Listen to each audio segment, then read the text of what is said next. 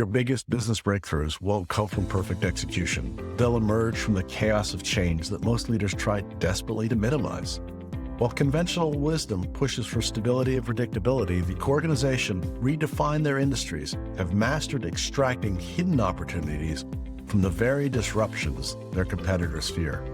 Companies that systematically mine change for opportunities, accelerate growth during market turmoil, reduce competitive threats, and identify emerging customer needs faster. Every moment you spend fighting change instead of harvesting it puts your business one step closer to relevance. During COVID, I actually flew out and had an event. And this event was a real estate event, and they were teaching how to do a specific real estate model. And it was called RAL, the Residential Assisted Learning Academy. And they taught people how to run a house that is sort of a midway house. Elderly adults didn't need nursing homes yet, but they couldn't really stay home. It was kind of a middle house. And it's a great opportunity for many real estate people because it not only is a financial generation, but so many people are requiring this need, and for the next 15 to 20 years are going to require this need on a regular basis. So I was here helping market that, and we had a great group in there. There was about 20 to 30 people in the room, and I'm in the back watching and basically just learning more about and taking some ideas on how we can continue to tell the story to help market this process. And as I'm writing, I'm getting notes from the company that, this company is not doing so well, and getting notes from my admin about another company who's just barely making it.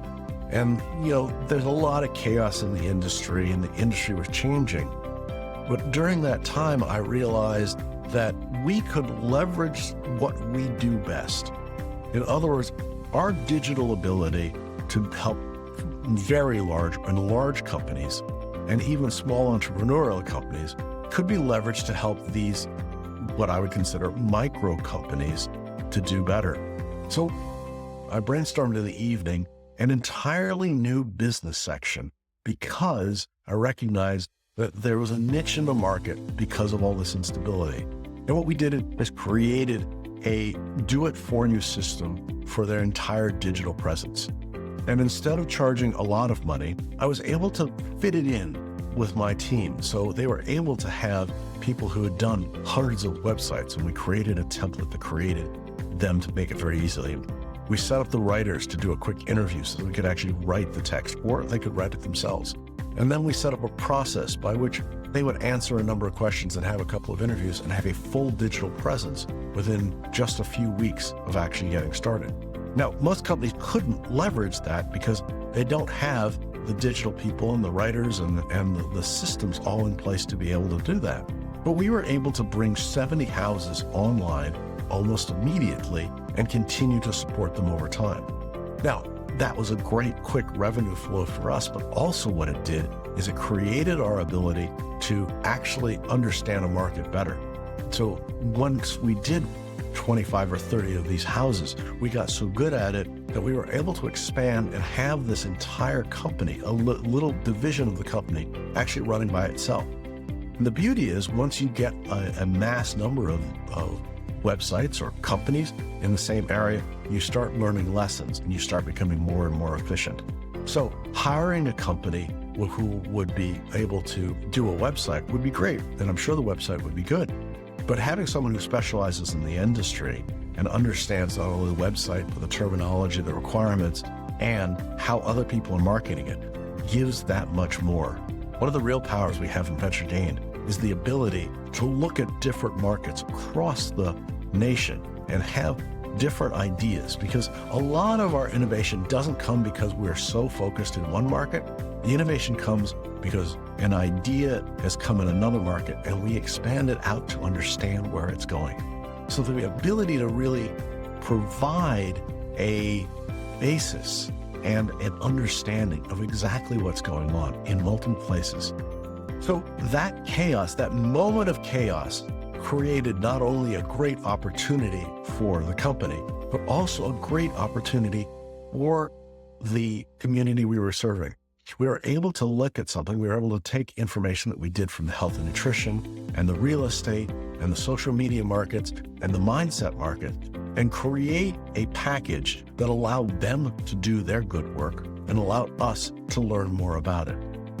I don't think that would have happened if I hadn't been hearing all of the things that were going on in the market and companies going south. There's a lot of agencies now that are disappearing because it is difficult to work in this industry and it's hard to keep a team together. And so more and more the full service agencies are disappearing and these small onesies and twosies are popping up. And so we were able to coalesce great knowledge into one thing.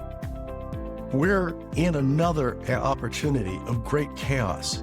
What are you thinking is going to be the next great thing? What information, what talents and skills can you leverage right now to actually create something and learn something? The other advantage of this was we were able to set this up as a learning experience. So we set up a process. We weren't sure we could get all the process done. We set up a process that allowed us not only to learn what was going on, but also to be able to duplicate that over time. So even if this idea is not going to be 100%, going ahead and starting to learn that and starting to see where opportunity is and starting to actually take that advantage as a learning opportunity so that even the stuff, some of the functional stuff that we created just to be able to handle 80 houses simultaneously allowed us to be able to duplicate that for our larger customers. So what I'd like you to do is I'd like you to think about what you're doing right now. Do you have the ability to package that so people, smaller clients, could get the services you used, but in a reduced format with less interaction? Or do you have skills and talents that would plug nicely into a broader audience? Do you have skills and talents because of this disruption? People are always looking for a little bit of stability, a safe port. Can you be that port? What I'd love for you to do is to think about that. And if you think about other examples of chaos that turns into a new idea, how chaos from either different groups or from your own group, I'd love you to put it in the comments below and let's continue this conversation. I look forward to talking to you soon. Thanks for tuning into today's episode on the Strategy Session, where we take your business from stuck to unstoppable. Here's another video I think you'd enjoy. If you found these insights valuable, remember to hit the like button, subscribe to our channel, and ring the bell for notifications on our latest videos. Remember, you're not just marketing, you're making history with Venture Gained.